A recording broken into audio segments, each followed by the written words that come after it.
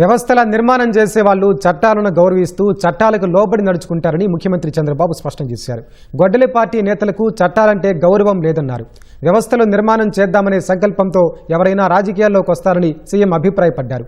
సచివాలయంలో అందుబాటులో ఉన్న నేతలతో సీఎం సమావేశమయ్యారు. తాజా రాజకీయ పరిణామాలపై చర్చించారు. సీదిరి అప్పలరాజును పరామర్శించేందుకు రేపు జగన్ జైలు బాట పడుతున్న విషయాన్ని నేతలు సీఎం దృష్టికి తీసుకెళ్లారు. వ్యవస్థల్ని నాశనం చేయటమే లక్ష్యంగా గొడ్డలి పార్టీ నేత ఉన్నాడని సీఎం ఆగ్రహం వ్యక్తం చేశారు.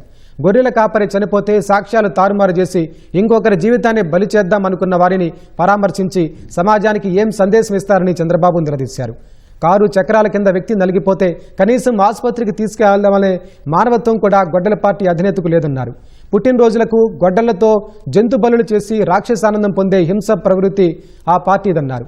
నేరాల నియంత్రణకు 2014-19 మధ్య 15,000 సీసీ కెమెరాలు రాష్ట్రమంతటా ఏర్పాటు చేస్తే వైసీపీ హయాంలో వాటిని నిర్వీర్యం చేశారన్నారు.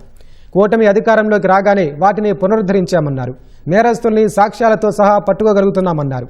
రోడ్డు ప్రమాదంలో ఫాస్టర్ ప్రవీణ్ చనిపోతే హత్యగా చిత్రీకరించి రాజకీయ బురద జల్లారన్నారు. సీసీటీవీ ఆధారాలన్నీ బయటపెట్టేసరికి తోక ముడిచారని వ్యాఖ్యానించారు. నేర ప్రవృత్తి కలిగిన వారు తాము నేరం చేసి ఎదుటివారిపై రుద్దాలని చూస్తారన్న చంద్రబాబు అలాంటి వారంతా గొడ్డలి పార్టీలోనే ఉన్నారని ఆక్షేపించారు. గంజాయి బ్యాచ్లను వెంటేసుకుని నేరస్తుల్ని పరామర్శించడమే పనిగా గొడ్డలి పార్టీ ఉందని దుయ్యబట్టారు.